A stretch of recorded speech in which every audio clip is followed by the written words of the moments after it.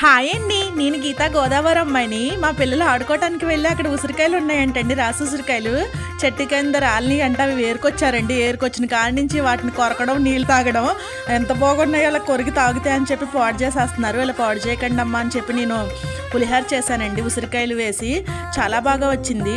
ఒక కళాయి పెట్టుకుని ఆయిల్ వేసుకోవాలి. ఆయిల్ బాగా కాగిన తర్వాత తాలింపు వేసుకోవాలండి. తాలింపు అంతా వేగిన తర్వాత పచ్చిమిర్చి, ఎండుమిర్చిని ఈ విధంగా చిన్న చిన్న ముక్కల కింద చేసి వేసుకోవాలి.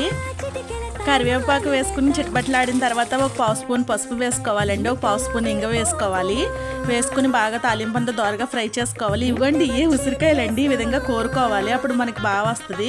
ఇదిగోండి రైస్, ఒక కప్పు రైస్ తీసుకున్నాం. పూర్తిగా తాలింపు చల్లారిన తర్వాత మనం రైస్ వేసుకుని రుచికి సరిపడి ఉప్పు వేసుకోవాలండి. ఇదిగోండి తురుములకు వేసుకోవాలి. ప్లీజ్ అండి వీడియో నచ్చితే చూసి వెళ్ళకుండా మాలాంటి వాళ్ళకి కూడా సబ్స్క్రైబ్ చేసి సపోర్ట్ చేయండి, లైక్ చేయండి. థ్యాంక్స్ ఫర్ వాచింగ్ అండి.